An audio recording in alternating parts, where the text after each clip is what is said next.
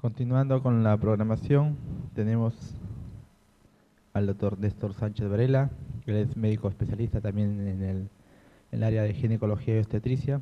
Actualmente es médico ginecólogo de salud, ¿no? Y próximo a empezar en el Hospital Nacional de Trujillo. Va a tener a su cargo 2 charlas, como tendrán ahí ustedes en el esquema: emergencias ginecológicas en infancia y adolescencia y dismenorrea. Recibimos al doctor Néstor con un fuerte aplauso, por favor. Bueno, ante todo, muy buenos días a todos los presentes. Mi nombre es el doctor Néstor Sánchez, soy médico ginecólogo. Bueno, el día de hoy voy a exponer 2 temas importantes en este diplomado. El primer tema es emergencias ginecológicas en la infancia y adolescencia, y el segundo tema es dismenorrea.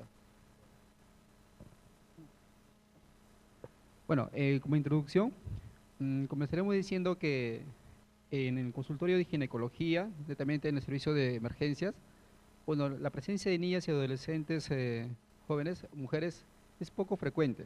Mayormente la gran mayoría de niñas cuando llegan por una emergencia pasan primero por servicio de pediatría y luego pues son referidas al servicio de ginecología por un problema netamente ginecológico.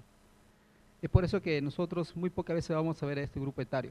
Sin embargo, hay algunas circunstancias donde nosotros participamos muy activamente en esos tipos de problemas, debido a que cuando se presenta una emergencia en las niñas es una preocupación tanto para la familia como para la propia madre. Lo que se tiene que tener en cuenta siempre es que el médico tiene que tener una confianza tanto con la paciente, en este caso si fuese una niña o un adolescente, y también con la familia. Y hay que tener en cuenta que el clínico debe tener presente que el examen de estas pacientes puede resultar difícil y debe poner en especial cuidado para evitar traumatismos inadvertidos en el curso de la exploración, netamente cuando son a nivel de genitales externos o a nivel de la vagina.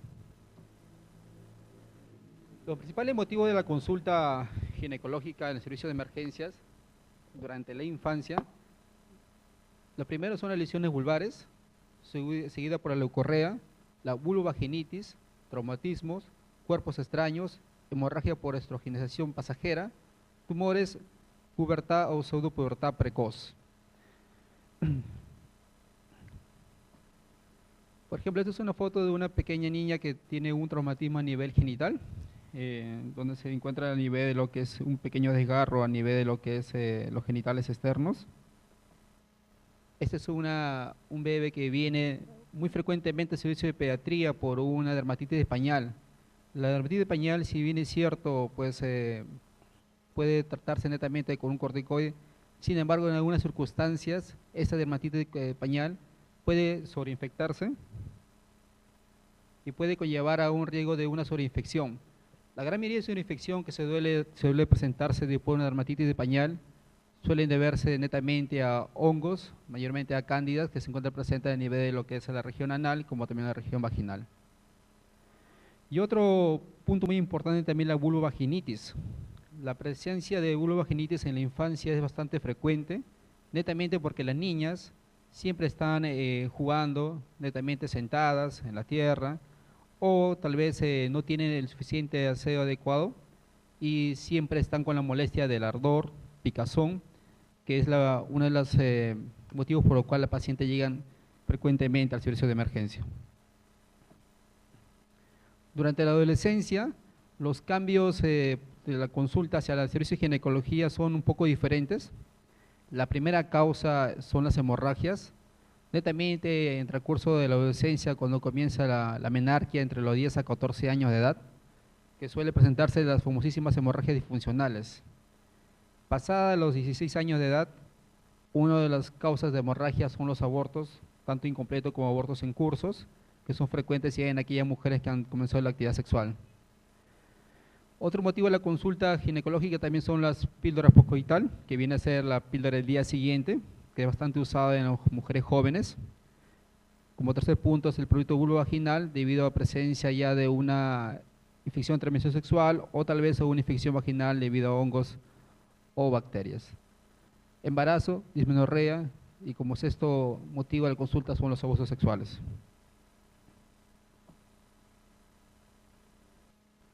En sí, la hemorragia uterina disfuncional se da mayormente en aquellas mujeres jóvenes que comienza la menarquia a partir de los 3 años del inicio de la menstruación y se debe netamente a una falta de madurez del eje hipotalámico hipoficiario, por lo cual la mujer, en vez de arreglar solamente sus 3-5 días que suelen ser normales en la edad adulta, las mujeres jóvenes presentan o experimentan un sangrado de mayor cuantía, tanto en días como en volumen, que pueden llegar a durar incluso hasta unos 10 días e incluso manchar la ropa interior o pasar este sangrado hacia la ropa externa de la mujer.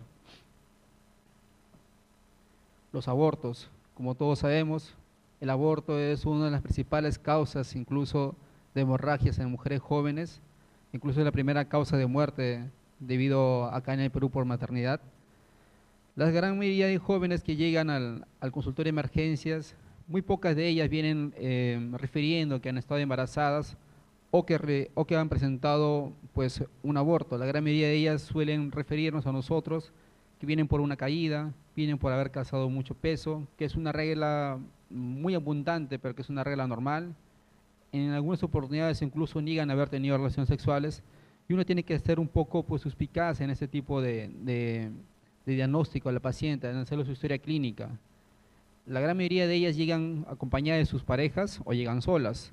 Muy pocas de ellas llegan con su madre debido al temor de ser reprendidas por este hecho. Sin embargo, hay que tener mucho en consideración porque este problema puede conllevar algunas complicaciones muy graves, como por ejemplo un shock séptico o como por ejemplo también una hemorragia masiva en transcurso del aborto. Y la dismenorrea, que es también una de las causas bastante frecuentes de la consulta ginecológica, es más, se considera que la dismenorrea es una de las principales causas de ausentismo tanto escolar como también laboral, y hay que tener en consideración que la dismenorrea es en sí un problema netamente de las mujeres jóvenes cuando es primaria o cuando ya es adulta, se llama una dismenorrea secundaria debido a un tumor, miomas o cualquier otro tipo de causa orgánica que la produzca. ¿Cómo examinar a una paciente de esta edad? Bueno, las niñas es un poco dificultoso, siempre tienen que estar acompañadas por una persona adulta, especialmente su madre. Siempre hay que tener en cuenta una adecuada preparación de la paciente, que será fundamental en la exploración ginecológica.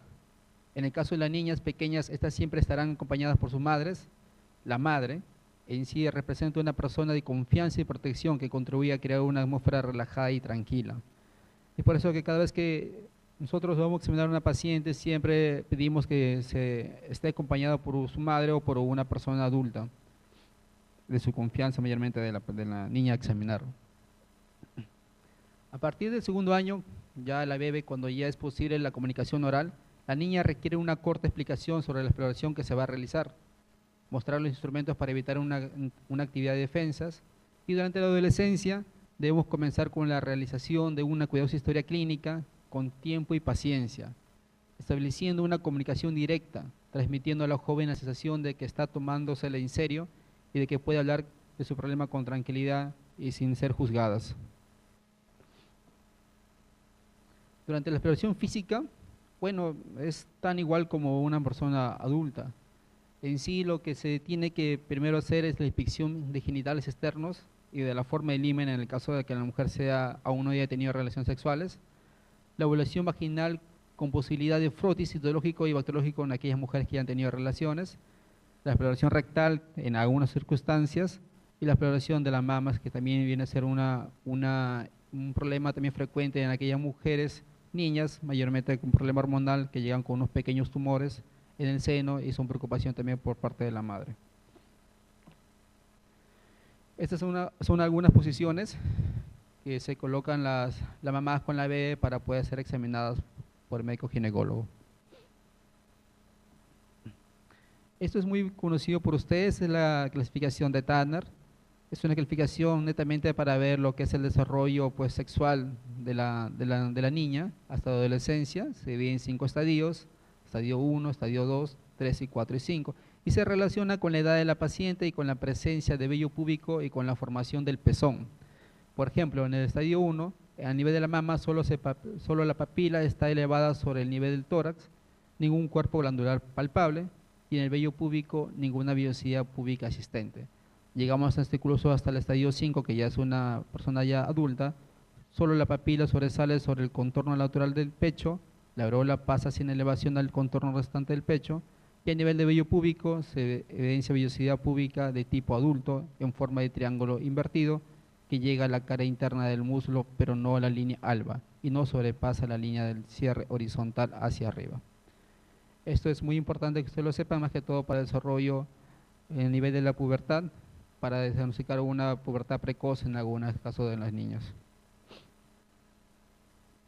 ¿Cuáles son las emergencias ginecológicas más frecuentes en la infancia y adolescencia? ¿Por qué llegan más frecuentemente las niñas y los adolescentes? En primer lugar, son el sangrado vaginal y la leucorrea en niñas y adolescentes. La primera causa de leucorrea en las niñas son la vulvovaginitis en niñas, como por ejemplo, llegan por una presencia de cuerpo extraño, llegan por presencia de infecciones por parásitos, y hay que tener en cuenta que la vulvovaginitis es una inflamación de la vulva y los tejidos vaginales. Y en las niñas, por lo general, la vulva se inflama sin involucrar la vagina, y cuando la afecta lo hace en forma secundaria. Hay que recordar que la vagina está separada de los genitales externos por el himen, y en muy pocas circunstancias hay una infección vaginal en las niñas, mayormente son en la parte de la vulva. Ya cuando comienza la adolescencia y comienza también la presencia de actividad sexual, predominan las vaginitis e incluso la cervicitis y uretritis, siendo la vulvitis secundaria a ellas. Es posible también las infecciones del tracto genital alto, como una enfermedad pélvica inflamatoria.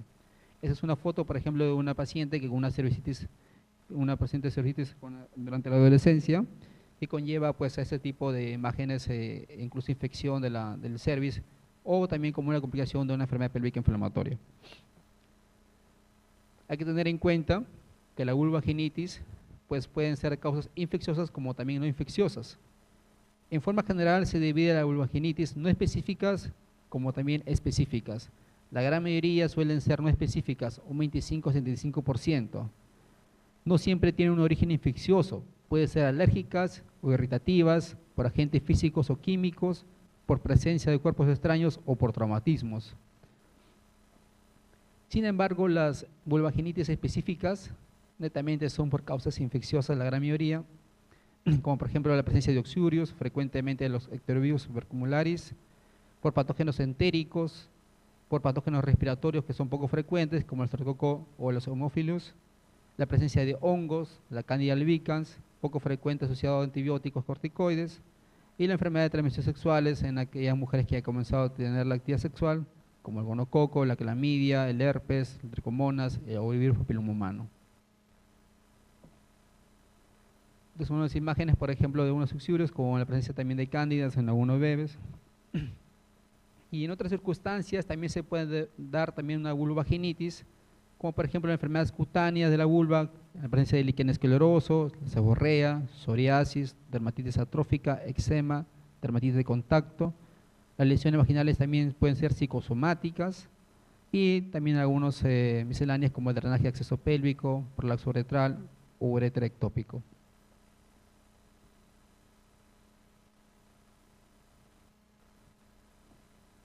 Ok. En otro punto también importante por lo cual acuden las pacientes, aparte de la vulvovaginitis, son también las hemorragias de origen ginecológico. Todo sangrado vaginal durante la infancia debe considerarse patológico y será estudiado con detenimiento. La gran mayoría suele ser hormonal, sin embargo hay que descartar otro tipo de causas orgánicas o de lesiones. Es normal que las primeras menstruaciones en las adolescencias sean irregulares en cuanto a su presentación, duración y cantidad. Se debe en primer lugar tranquilizar al adolescente y a la familia y evitar tratamientos innecesarios, sobre todo si son de tipo hormonales. Las principales causas de hemorragias, en primer lugar, es la anovulación, que es la causa más frecuente de hemorragia uterina de adolescencia. No existe lesión orgánica o anatómica del útero y se debe netamente a una falta de la modulación del eje hipotalámico ovárico que conlleva que exista sangrado sin la presencia de una ovulación. En segundo lugar, la vida más breve o más duradera del cuerpo lúteo, es decir, cuando existe un cuerpo lúteo después de la ovulación, que tiene un tiempo más de lo normal, que suelen ser 14 días, en este caso puede durar mucho más tiempo, y es relativamente rara en estas edades. Se presenta con salida de sangre en forma de goteo en la fase pre y postmenstrual. Y la presencia de hemorragias uterinas disfuncionales que pueden deberse a provocadas por la producción de estrógenos exógenos, bien sea tipo alimentos o medicamentos. En otras circunstancias también las hemorragias pueden presentarse a problemas de hipotiroidismo, lesiones orgánicas benignas, infecciones de las vías genitales, vaginitis, cervicitis, patología gravídica como abortos, embarazo ectópico, enfermedad trofoblástica gestacional, cuerpos extraños vaginales o traumatismos.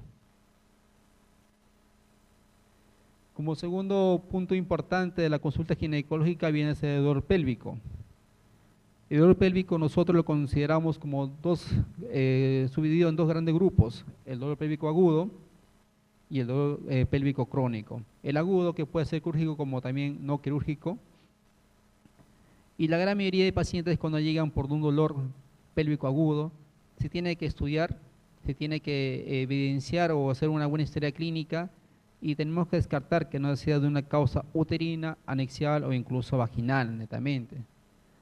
Entonces, durante un dolor pélvico agudo, podemos, por ejemplo, ver una causa anexial como la gestación ectópica, es decir, el embarazo ectópico, la presencia de patología tumoral benigna, en el caso de una torsión ovárica, una enfermedad pélvica inflamatoria, es decir, una EPI, y dentro de las patologías uterinas está el aborto, un mioma necrosado, hematometra o piometra.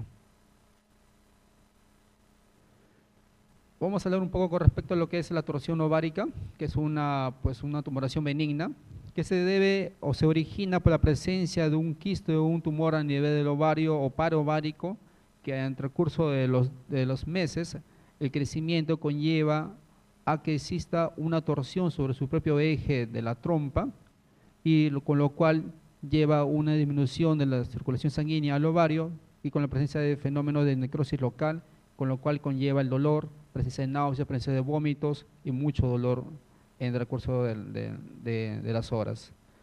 ¿Cómo se descarta, cómo se diagnostica esto? Mediante una ecografía pélvica que confirme la presencia y la localización del quiste, netamente a nivel del ovario o parovárico. La segunda causa de dolor pélvico agudo es la enfermedad pélvica inflamatoria. Netamente esto se da ya en mujeres que han comenzado la actividad sexual, netamente son adolescentes.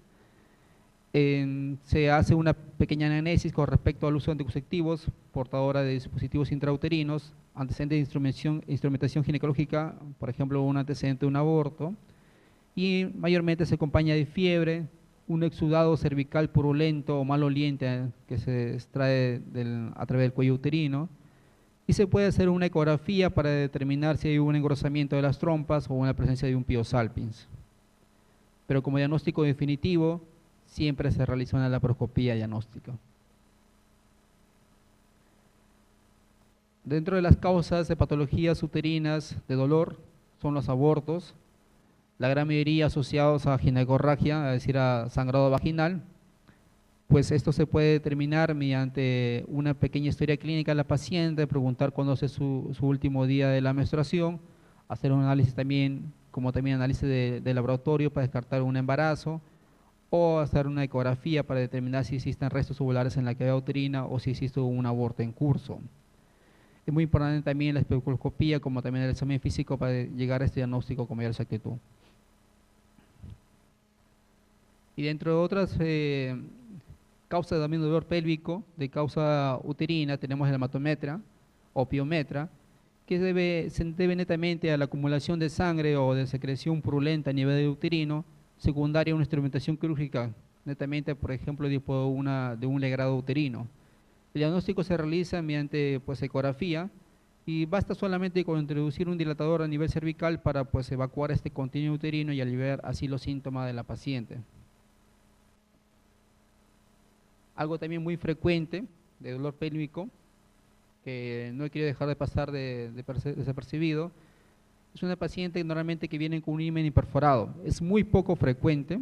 Le he puesto acá tal vez por un caso que tuve recientemente de una adolescente, que ya comenzó el ciclo menstrual, no veía menstruación constantemente y comenzó a haber un dolor pélvico asociado a un abultamiento a nivel de los genitales externos, netamente pues la vulva se notaba edematizada debido a una acumulación de sangre a nivel de la vagina, también del útero y también de las trompas. Se realiza una ecografía a la paciente y no se podía delimitar algunos los órganos pélvicos debido a un aumento de la presión tanto uterina como también de las trompas debido a la acumulación de sangre. Bueno, el himen perforado, aunque es muy poco frecuente, también es una causa también de dolor y una causa también por la cual la paciente llega a emergencias en ginecología. Y dentro del dolor pélvico crónico tenemos las dismenorreas y el síndrome adherencial.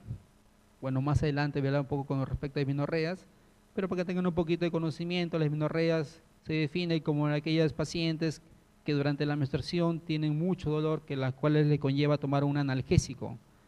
Las dismenorreas pues se pueden presentar o se pueden dividir en dos grandes grupos. Las dismenorreas primarias, que se dan ante la ausencia de una patología orgánica demostrable, y las dismenorreas secundarias, que se deben netamente a un problema orgánico, como por ejemplo miomas, adenomiosis, estenosis cervical, congestión pélvica o anomalías uterinas. Y dentro de otra clasificación también por la cual los pacientes llegan a la emergencia ginecológica son las masas o tumores a nivel de los genitales externos. En este caso, el más frecuente es el acceso de Bartolini. La gran mayoría de pacientes son adolescentes en esta presentación, en aquellas mujeres que ya han comenzado la actividad sexual, y se debe netamente a la obstrucción del conducto de la glándula Bartolini, que conlleva luego una edematización de esta glándula, a la inflamación y a la presencia de dolor a nivel de los genitales externos. Bueno, el manejo, el tratamiento es haciendo un drenaje simple, una marsupialización, baño de asiento y presencia de la colocación de antibióticos para que reduzca esta infección a nivel de la glándula Bartolini. Bueno, eso es lo más frecuente por lo cual llegan las pacientes a la emergencia ginecológica, netamente las niñas o adolescentes. Eso es lo que quería compartir con ustedes el día de hoy. Eso sería todo.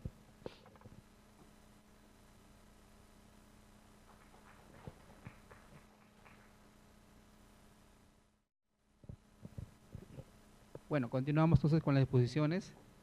El segundo tema que me toca exponer es dismenorreas. Bueno, como pues todo lo conocemos, la dismenorrea es el dolor menstrual en sí. Se define como, se considera dismenorrea la menstruación difícil o dolorosa que se produce de manera cíclica.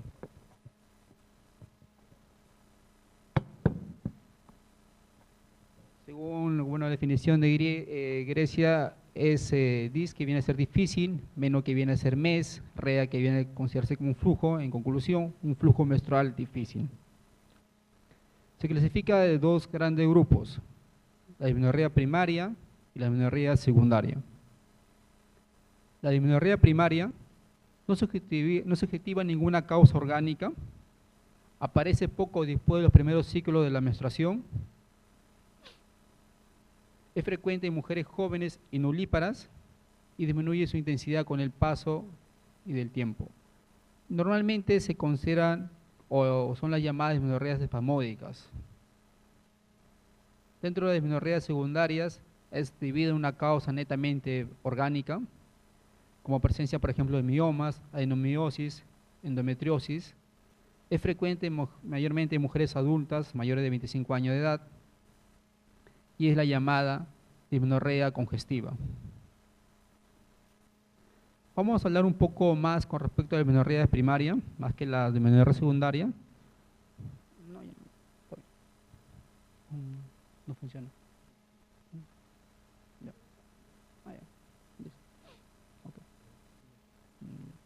La dismenorrea primaria, bueno, pues existen varias teorías sobre su causa. La teoría clásica refiere que se debe a un aumento de la producción de prostaglandinas endometriales, principalmente la prostaglandina F2 alfa y la prostaglandina E2. Se debe a un aumento de los tromboxanos, aumento de los leucotrienos y un aumento de la vasopresina circulante. El aumento de las prostaglandinas a nivel endometrial pues conlleva a presencia de contracciones uterinas, disminución del flujo de sangre y oxígeno a nivel del miometrio y la presencia a nivel sistémico de alteraciones neurosensoriales. Las dos primeras, es decir, las contracciones uterinas y la disminución del flujo de sangre y oxígeno, conlleva la presencia de dolor pélvico y las alteraciones neurosensoriales conllevan la presencia de náuseas, cefalea y diarrea en algunas pacientes con dismenorreas. Esta es una relación, una gráfica donde menciona la relación que existe entre la dismenorrea y la producción de prostaglandinas, donde notamos que ante la presencia de mayor cantidad y la producción de prostaglandinas existe una mayor también presencia de dolor, netamente en el segundo o tercer día. La otra teoría, gracias, por favor. Sí, por favor. La otra teoría, a diferencia de la clásica, la teoría neuronal, donde refiere que la paciente ya viene con una sensibilidad alterada, existe una hipersensibilidad de las fibras neuronales netamente tipo C a los productos de la muerte celular, es decir, los metabolitos anaeróbicos que se suelen dar a nivel de durante la menstruación. Entonces, las pacientes, en ese tipo de pacientes, a pesar de que se le da un tratamiento con antiinflamatorios, la paciente aún refiere dolor y este se le cataloga como una teoría o como la debido a una causa neuronal. En este caso, por ejemplo, es una gráfica cómo se conlleva la producción de la dismenorrea y también cómo se conlleva la menstruación. Hay que tener en cuenta que para que exista la ovulación, a nivel del ovario existe un pico de la hormona luteinizante a nivel del día 12 a 14 del ciclo menstrual, con lo cual lleva a la ovulación y al inicio de la fase lútea. Esta producción de la hormona luteinizante conlleva un aumento de las prostaglandinas a nivel de la inducción de la COX y por lo cual se comienza a dar un endometrio secretor. En transcurso de los días, la hormona luteinizante baja su nivel de pico y conlleva un aumento progresivo de la hormona progesterona debido a la presencia del cuerpo lúteo que se da a nivel del ovario. Esta progesterona conlleva la apoptosis celular con un aumento de leucotrienos, radicales libres y aumento de los ergeniones, con lo cual conlleva a la presencia de dolor a nivel de lo que es el endometrio. Además, hay que también tener en consideración que la hormona antidiurética, la vasopresina, conlleva la vasoconstricción debido a una presencia del inositol trifosfato a nivel miometrial, con lo cual conlleva un aumento y un ciclo vicioso de la presencia de prostaglandinas y tromboxanos a nivel endometrial, con lo cual hace que la paciente presente contracciones uterinas, isquemia y como resultado el dolor pélvico en el recurso de la menstruación. Entonces, el efecto principal en este caso sería el endometrio como el principal transmisor, la presencia de la prostaglandina, los leucotrienos que conllevan a dolor y la isquemia del endometrio.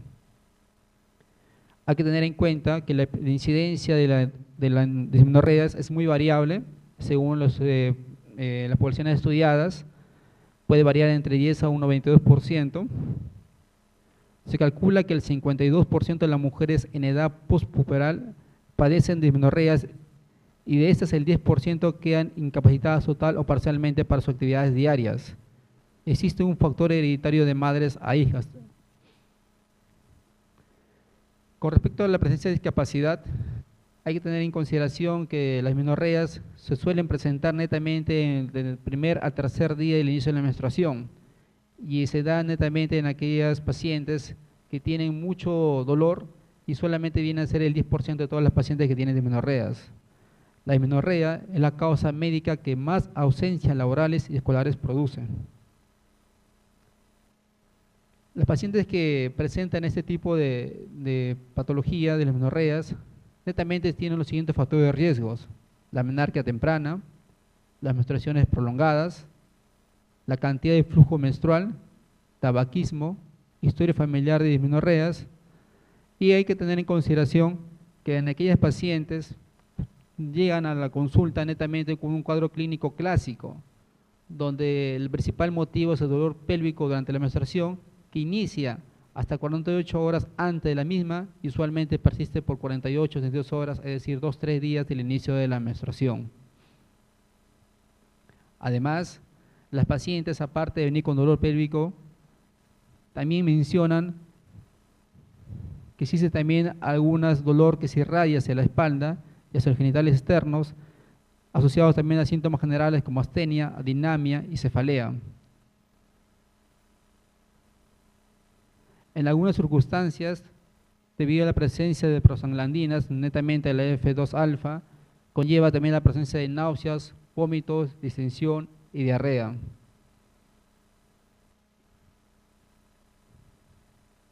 El diagnóstico para poder diferenciar pues, una dismenorrea primaria y secundaria netamente se realiza con un examen físico, y es muy importante diferenciar entre una y otra, debido a que cada una tiene un manejo totalmente diferente. Hay que tener en cuenta que lo primero que tenemos que hacer es una buena historia clínica. La historia clínica es crítica en el diagnóstico de dismenorreas. Usualmente ambos objetivos diagnósticos se pueden lograr con la historia clínica adecuada, y la gran mayoría de pacientes llegan con la siguiente enfermedad actual. Se tiene que tener en consideración la característica de dolor, la relación con el ciclo menstrual y con la menarquia, atenuantes o agravantes, en particular el uso de AINES, el grado de discapacidad que tiene la paciente durante la dismenorrea, y algunas presencias como náuseas, vómito, distensión, diarrea, astenia, dinamia, y la progresión o falta de la misma. Dentro de los antecedentes que tenemos que preguntar a una paciente que viene por este problema es la historia menstrual, es decir, su origen catamenial como la fecha de última menstruación, el uso de anticonceptivos hormonales y su efecto con el dolor, antecedentes familiares de dismenorrea primaria y antecedentes de causas secundarias. Otro dato muy importante también que tener en consideración dentro de los antecedentes es netamente descartar una dismenorrea secundaria, la presencia de una infección de transmisión sexual, uso de dispositivos intrauterinos y la presencia de dispareunia. Hay que tener en cuenta que el examen físico de la paciente en presencia de dismenorrea primaria, normalmente las pacientes no tienen absolutamente nada del examen físico, se le encuentra normal. A diferencia de una dismenorrea secundaria, que la dismenorrea secundaria se puede presentar, por ejemplo, una anorexia uterosacra que sugiere una endometriosis, anexos engrosados que sugiere una enfermedad pélvica inflamatoria, un útero aumentado e irregular sugiere presencia de miomas uterinos, un útero aumentado esponjoso sugiere la presencia de una adenomiosis. Dentro del diagnóstico diferencial de dismenorreas, bueno, es muy importante diferenciar la primaria de la secundaria, pero también hay que tener en consideración que tenemos que descartar la presencia de tumores cervicales, embarazos ectópicos, que son muy importantes de determinar ante la presencia de dolor durante la menstruación. Dentro de los diagnósticos diferenciales también tenemos la endometriosis, el síndrome de colon irritable, el aborto, embarazos ectópicos, quistes ováricos, infección de vías urinarias, como también la enfermedad pélvica inflamatoria. Cuando la paciente viene con dismenorrea, bueno, dentro de los análisis que solemos pedir nosotros, vienen a ser los análisis generales, como por ejemplo el hemograma para la hemoglobina de la paciente, pero sin embargo no hay una prueba específica para la dismenorrea primaria, pero sí, por ejemplo, para dismenorrea secundaria, donde se tiene que pedir, si se sospecha una enfermedad de transmisión sexual, cultivo, pruebas serológicas, la presencia de hemograma, para ver descartar alguna infección a nivel de lo que es de las trompas, para descartar una enfermedad pélvica inflamatoria, o para descartar una cistitis aguda, se solicita un examen de orina más un gran centrifugar. Dentro de las pruebas de imágenes diagnósticas, cuando la paciente viene por dolor, es importante descartar la presencia de miomas, quistes ováricos, tumores, embarazos ectópicos, la presencia de dispositivos intrauterinos. También se le puede realizar una histerosalpingografía para descartar pólipos, miomas submucosos o anormalidades congénitas uterinas. Dentro de los diagnósticos, procedimientos diagnósticos que se puede realizar a una paciente que viene con dismenorrea era la laparotomía, la laparoscopía, como también la biopsia endometrial en el caso de que exista sospecha de presencia de un pólipo endometrial, o la presencia de histeroscopía en este caso de miomas o pólipos. Para el tratamiento de la dismenorrea primaria, bueno, dentro de la primera línea de tratamiento son los AINES. Los AINES han demostrado que pues, son uno de los mejores manejos con una eficacia incluso de un 90%. Como segundo punto están los dispositivos hormonales, el parche térmico, como también el TENS. Sin embargo, también hay tratamientos sin evidencia suficiente, como por ejemplo la acupuntura, la neuroablación y neurotomía, las intervenciones alimentarias como la presencia de vitamina B1, el magnesio, ácidos grasos omega 3 en la alimentación. También se tiene también bloqueadores de canales de calcio, antagonistas también de leucotrienos, inhibidores de vasopresina, antagonistas de la GnRH, la presencia de el uso de un DIUC más progesterona, como también anticonceptivos progestágenos puros. Estos tratamientos no han demostrado pues hasta la actualidad un buen resultado para el manejo de la dismenorrea. Sin embargo, los AINES, como anteriormente le mencioné, es la primera elección y tiene una eficacia de entre un 64 a un 100% de las pacientes. Inhiben como función principal la ciclooxigenasa, disminuyendo así la producción de prostaglandinas endometriales. Dentro del tratamiento tenemos pues el celecoxib, el ibuprofeno, ketoprofeno y el naproxeno sódico. Los más comerciales, bueno, son el naproxeno sódico, que se utiliza de 500 miligramos, puede ser cada 12 horas o si no una dosis de 250 miligramos cada 8 horas. Dentro del ibuprofeno tenemos una tabletita pues que son de 400 miligramos cada 4 horas. No se debe prolongar la toma mayormente de unos 10 días. Y otro tipo de tratamiento de segunda línea tenemos anticonceptivos hormonales combinados. Sin embargo, también es de elección en aquellas pacientes jóvenes que desean buscar un método de planificación familiar y tiene una eficacia hasta un 90%. Como función principal es que suprimen la ovulación, con lo cual reducen la masa total de endometrio y por lo tanto también disminuye la cantidad de sangrado y también el dolor. Dentro del tratamiento de anticonceptivos hormonales tenemos la combinación de etinilestradiol más levonorgestrel. En sí, todas las combinaciones utilizadas en el mercado son buenas. Se toma una dosis diaria, iniciando el primer día de la menstruación, con 7 días sin dosis. Todos los tipos de anticonceptivos hormonales son superiores al placebo y tardan hasta 4 ciclos en tener efecto. Es decir, no con la primera caja que se utiliza anticonceptivos orales hay resultados, sino a partir del 4.º ciclo de toma. Y otro tipo de tratamiento también para dismenorrea primaria tenemos el parche térmico, que es una aplicación local de calor que es utilizado en todo tipo de trastornos para el dolor. Y se ha visto que sí hay resultados. Se ha estudiado al calor por 12 horas diarias con o sin presencia de AINES y se ve que en la gran mayoría de pacientes que se colocan este parche térmico a nivel de la pelvis existe una eficacia similar a los AINES mayor al 70%. Y la neuroestimulación electrónica transcutánea, que es famosísimo TENS, a través de 2 electrodos se hace pasar una corriente eléctrica de alta frecuencia, con lo que probablemente funciona alterando la transmisión de dolor, no alterando la motilidad uterina. Con esto también se ha demostrado que hay un gran grupo de pacientes que no responden al tratamiento anterior que han mejorado con este tipo de tratamiento. Su eficacia es parcial entre un 42 y un 60%. Sin embargo, hay que tener en consideración que cuando fallan todos los tratamientos debe considerarse el diagnóstico de una amenorrea secundaria. Y para la amenorrea secundaria el tratamiento va dirigido a resolver la patología subyacente. En el caso que fuese un mioma, una miomectomía, que si fuera un pólipo, una polipectomía, o dirigida netamente a la causa orgánica que la produce. Eso sería todo. Muchísimas gracias.